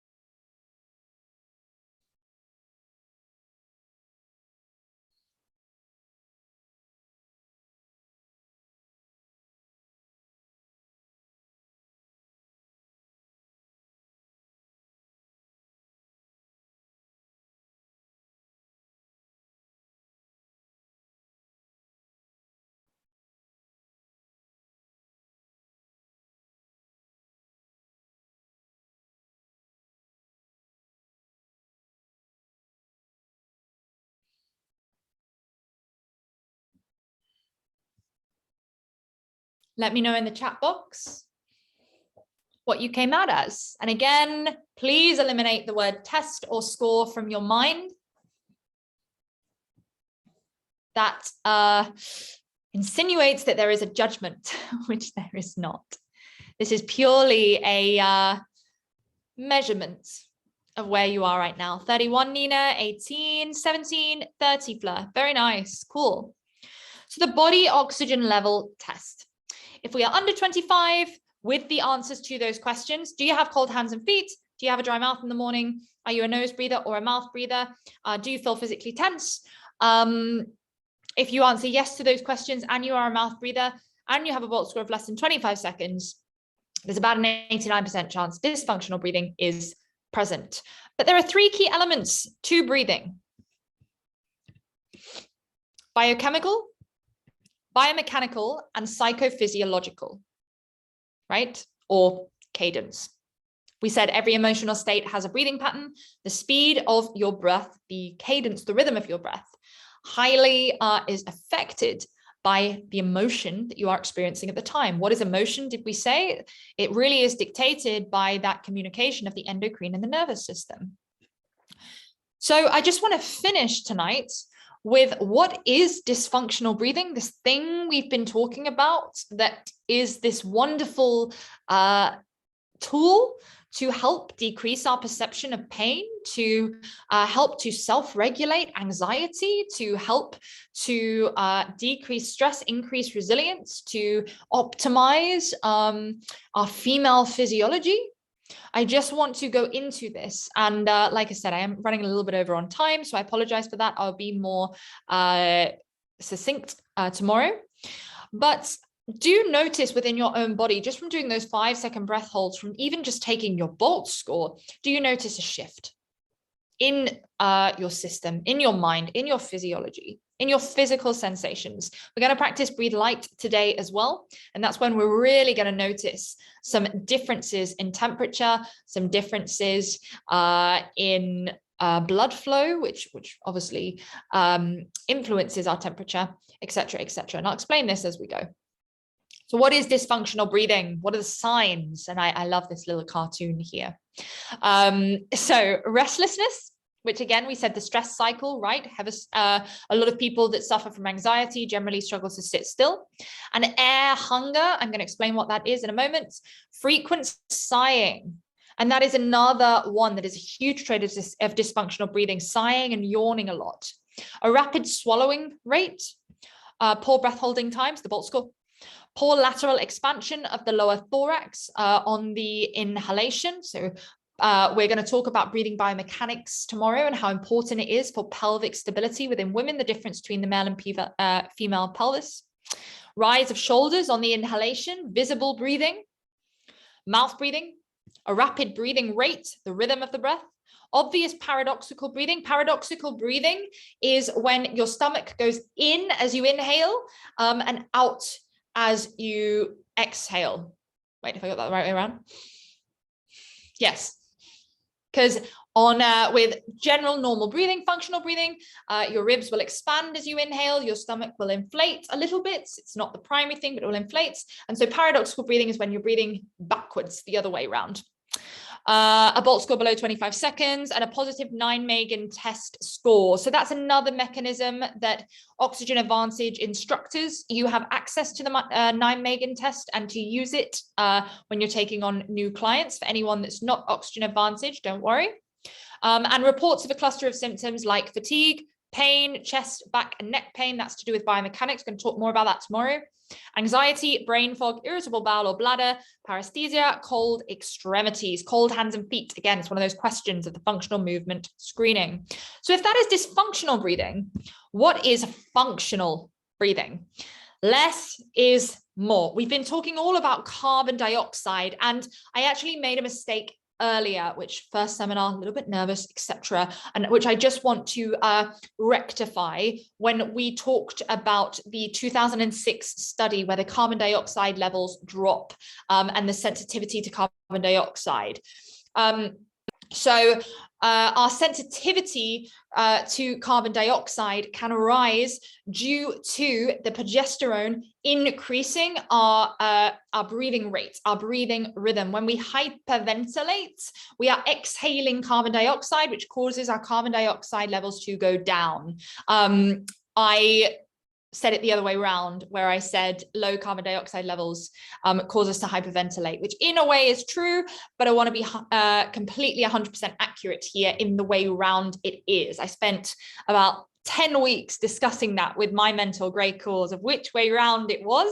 So very important to clarify that the hyperventilation causes the carbon dioxide levels to drop, and it is generally the progesterone that increases the carbon dioxide sensitivity, not the other way around. Hope that makes sense.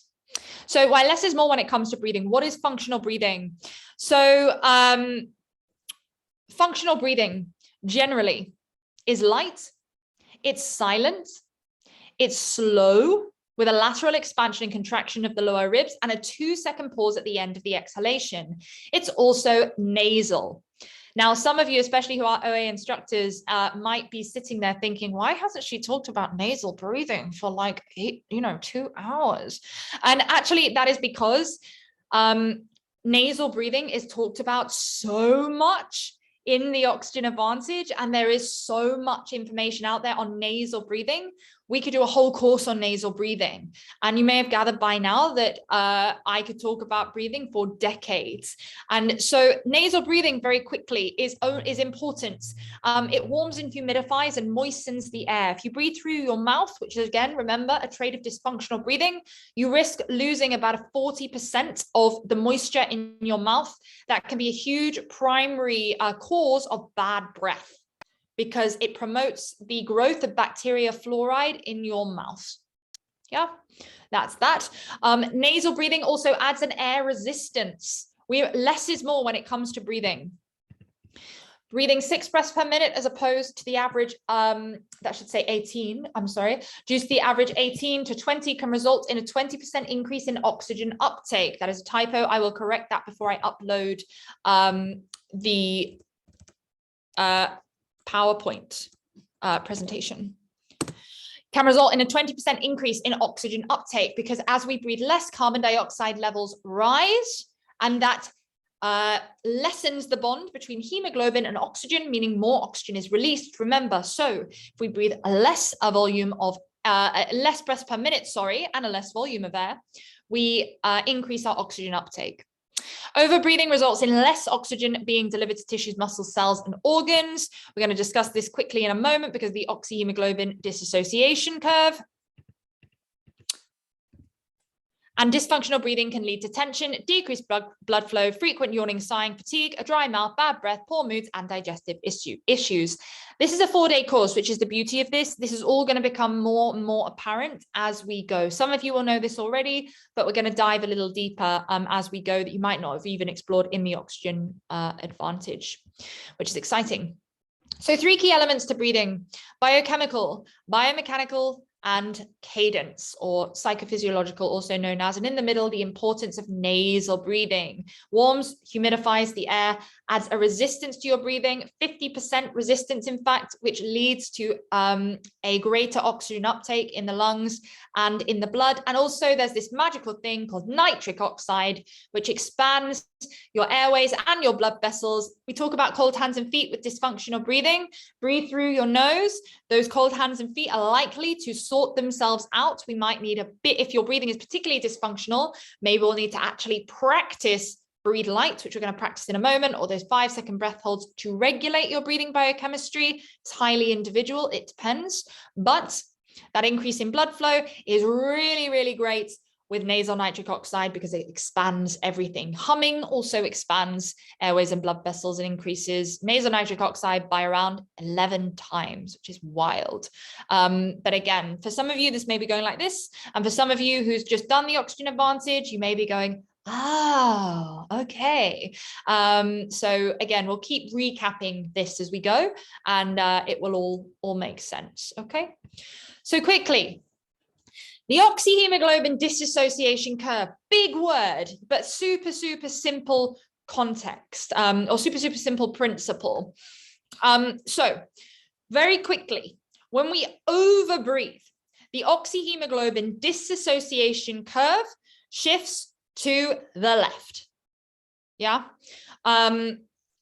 Your blood becomes more alkaline, and the bond between oxygen and hemoglobin increases. They cling on to each other. They get super, super clingy, and you breathe the air in, the oxygen goes around, you breathe it straight back out. Obviously not all of it, otherwise you'd be dead, but you breathe out more than you should, right? Less oxygen is absorbed. It's not about how much air you're breathing in, it's about how much oxygen is delivered to your tissues, muscles, cells, and organs. When you breathe less, when you reduce the volume of air, your respiratory rate, etc., etc. But let's just talk about right now the volume of air, because we're talking about light breathing. The oxyhemoglobin dissociation curve shifts to the right. Yeah. And your blood becomes more acidic, and more oxygen is delivered between to tissues, muscles, cells, and organs because the bond between hemoglobin and oxygen decreases. So it is looser. I like to think of this as a cruise ship. Where your hemoglobin is the cruise ship, the oxygen is the passengers on the cruise ship. If you breathe a lot, say a super enthusiastic cruise director that really wants you to visit that port, even though it might not be safe, not many people are going to get off at the ports. That's your organs, that's your tissues, your muscles, your cells. Yeah, if you breathe less, if you're pretty cool and calm, collected, then plenty of people are going to get off at those ports because they feel safe. The same way as when you breathe less, your nervous system feels really, really nice and safe. It's able to enter that parasympathetic state of rest and digest and increase oxygenation as well. So let's go into the practice of breathe light to finish and round off today. We are at 8 o'clock, so I apologize if anyone needs to go, but let's just practice this to finish, to really practice the first element, the biochemical elements of light breathing. So this is super simple. So simple that a lot of people question it until they actually experience it. All right. Breathe light, you could do absolutely anywhere. It's safe for anyone to do. 5-second breath holds, also, that little exercise we did is safe for anyone to do. A note also for anyone for anyone who is or isn't Oxygen Advantage qualified. On the Inspire platform, I'll be uploading just 3-minute videos of all the exercises we go through, just reminding you of how to teach them or how to do them for yourself. Okay, so sitting really comfortably. Let's find that N position once again. Na.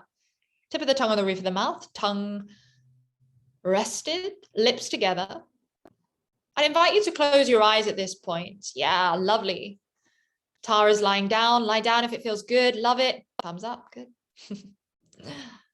And gently start to come back to the natural rhythm of your breath.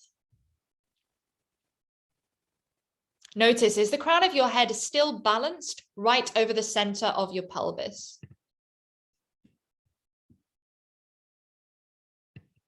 Is your body still relaxed? If your mind starts to wander at any point, that's okay, that's normal. See if you can gently bring it back onto the breath. Just ease your attention gently back onto the natural rhythm of your breath. All I'd like you to do from here is just start to gently lighten your breathing. Start to soften your breathing. If you can hear your breathing, could you make your breathing a little bit quieter, a little bit softer, a little bit gentler? As if someone were to put a flame, a candle flame underneath your nose, as if that flame would hardly flicker at all. Your air flowing in and out through your nose was so light. Perhaps even as if the fine hairs in your nostrils would hardly move at all because the air flowing in and out through your nose is so light. Now we're breathing to the point of something called, that we mentioned earlier, an air hunger, a tolerable hunger for air. All we're referring to there is the feeling that we'd like to take a slightly bigger breath, but we're choosing not to. Note, this should never be stressful. If you're feeling panicked right now, return to your normal way of breathing, your habitual breathing pattern, and begin the lightening process again. If you begin to feel lightheaded, if it brings any significant discomfort, again, regulate your breathing and start the process again. You're in complete control here.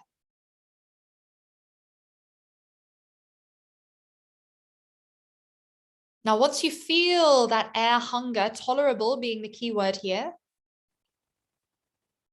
relax into that feeling. Relax your entire body into that tolerable air hunger, breathing about 25% of the volume of air that you normally breathe. Notice any shifts in your sensations. Keep relaxing into your body, relaxing into that effortless principle of less is more. Perhaps imagining a descending elevator going from the top of your head down to the base of your spine. Sinking your attention into that state of relaxation. Good. Notice your hands and feet might have started to get a little bit warmer. You might feel some increased saliva in your mouth. That's a beautiful sign. You've come into a more parasympathetic state of rest and digest. You might feel it's suddenly easier to hold your awareness on the inflow and outflow of the breath. You might notice some bodily tensions have dissipated. You may or may not have noticed any of these things. The experience is highly individual. I'd invite you to take 5 more breaths in this effortless way. Sitting with that tolerable hunger for air. Almost as if that air hunger, remembering that that air hunger is simply a rise in carbon dioxide in your lungs and in your blood, almost as if that is the niggle to do, to react. By practicing this breathe light exercise, we're not only regulating our breathing biochemistry by slightly increasing carbon dioxide in the lungs, in the blood, releasing more oxygen to tissues, muscles, cells, and organs, but also practicing the practice of just being. There's a reason we're called human beings rather than human doings, right? And breathe light is not only a practice of biochemistry, it's also a practice of awareness. Responding, not reacting to that air hunger, that carbon dioxide that can actually really resemble a feeling of fear. Every emotional state has a breathing pattern. Does that air hunger resemble a sort of feeling of panic or fear or suffocation to you slightly? Take one more breath. I know you've definitely taken way more than 5 by now. That's okay. And gently start to bring some movement to your fingers and toes. Bring some movement back into your body. Good. And gently come back into the room when you feel ready. Gently come back to opening your eyes. Great. Good. Anyone want to jump on and share how that felt in that moment, especially anyone who hasn't done Breathe Light before? Or if you have and perhaps haven't done Breathe Light with someone else teaching it, did you have a different experience? Anyone want to jump on and share? Yeah, I found it quite quite difficult to begin with, actually. Yeah. I think partly that's because a lot of breathing guidance that you get is about breathing deeper and bigger. Take a big breath, Yeah, right? yeah. Big, deep breath. So just settling into that, smaller breaths, I felt like, no, I'm restricting my breath. I don't think I should be doing that. But once I actually said, no, just settle into it, just let it go, it became very easy. Yeah. The only thing I noticed though was I felt the air hunger to begin with. Mm-hmm.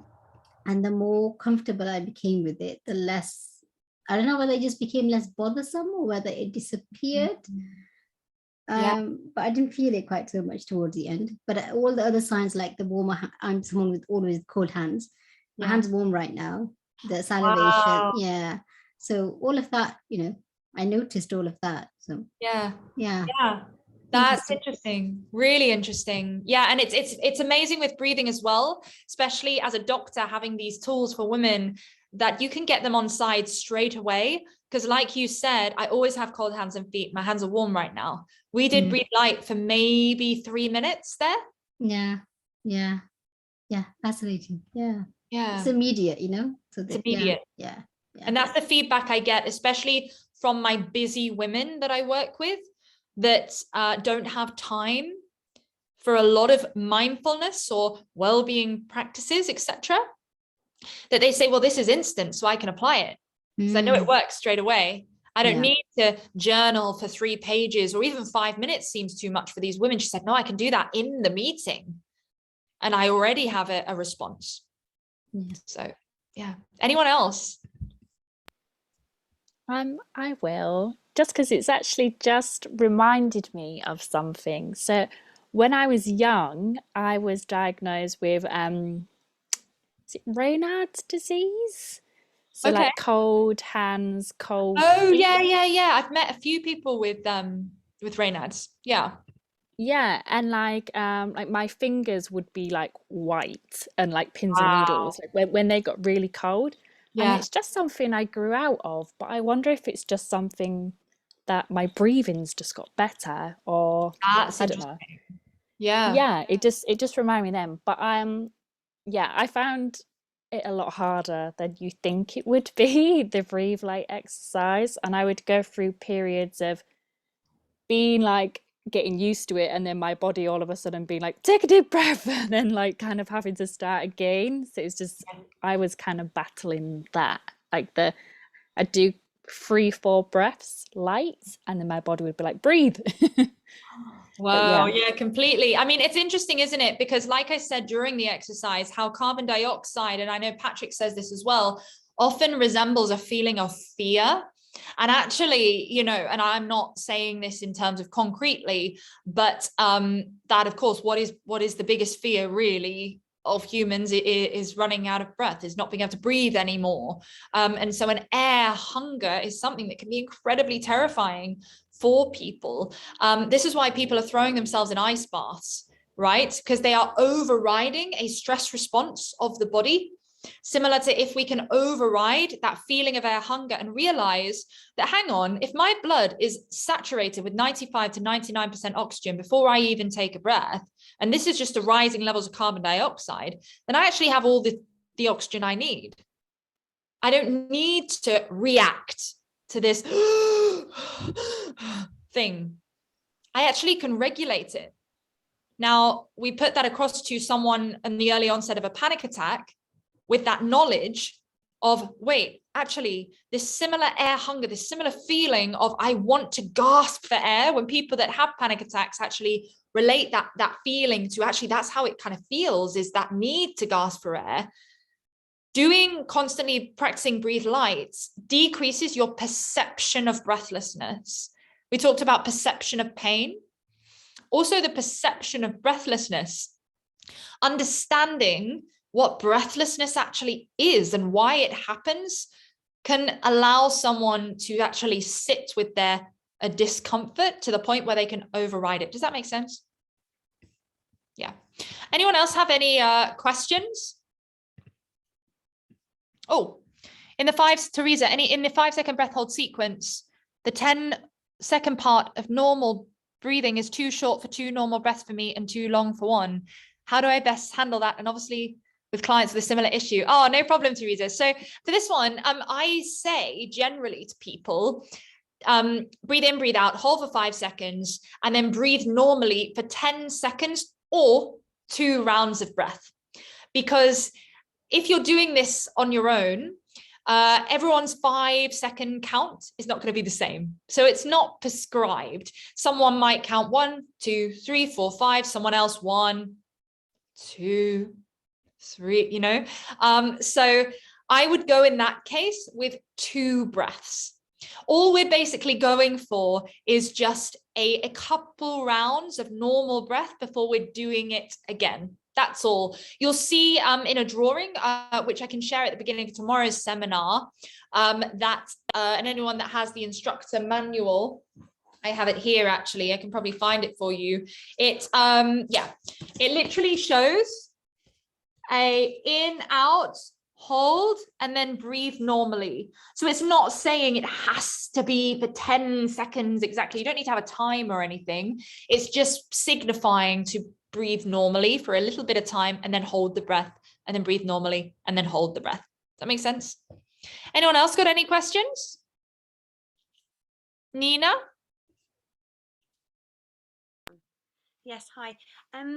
So you touched on fibromyalgia and other kind of conditions where the body is a pain response. What about MS and things like that? And this might be going off tangent a little bit, but yeah, I just wondered kind of what your thoughts on where that kind of sat in, if anywhere. Absolutely. So for this, I would put this into the category of pain management. I am not going to sit here and say breathwork is a cure for MS. It is not, and that's important. An important point, especially people studying or that are breathwork practitioners, is to really be avoidant of saying that breathwork is a cure for cancer, breathwork is a cure for diabetes. It's not.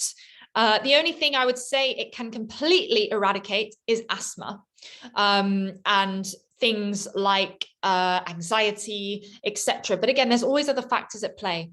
With MS and pain perception, and anything like fibromyalgia, etc., that is influenced by a different physiological symptom, the management of that condition and the physiological impact that MS has on so many people. Of course, a lot of people with MS can have high levels of low mood, depression, of course, etc., because of what they're going through.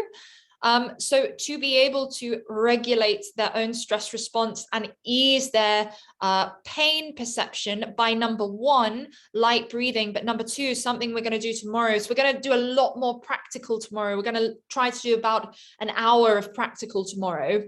By elongating your exhalation, you release a wonderful hormone called acetylcholine. And acetylcholine is known to have an influence on the parasympathetic nervous system and decrease, again, our response to pain, or our perception of pain. Act as a natural painkiller, shall we say. Acetylcholine, really, really wonderful. And so by shifting our breathing pattern to an elongated exhalation, to light breathing, increasing oxygen and increasing oxygen delivery by increasing carbon dioxide, we are managing our pain better. We're regulating our nervous system. So it's all about that perception. Now, there is some studies, and I say this very tentatively when talking about MS, there's some studies I know with rats about healing, but that's more about physical injuries using literally carbon dioxide. And I know there's some research into nitric oxide with its healing properties as well, but mainly carbon dioxide because of its ability to increase oxygen delivery and thereby speed up the healing process. But in terms of MS, obviously that's a degenerative disease. So I would go more with pain management. But again, I'm not a doctor. So Rakaya, do you have anything else to put on that? Yeah, I think to say anything, any individual therapy curing MS is just a big statement to make. Yeah. I definitely know people who work with it where, you know, they've worked on nutrition and toxicity particularly, and people have symptoms have gone into remission enough for the neurologist to say we must have got the diagnosis wrong to begin with. But, you know, again, it would more be about managing symptoms, I would say, or putting them into remission rather than curing it.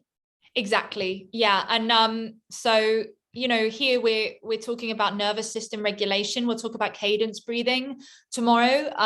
And especially because MS has so many physical symptoms, engaging in proper breathing biomechanics, again, could really help to ease back and neck discomfort as much as possible. But that's all I could really say on MS. Does anyone else have any questions?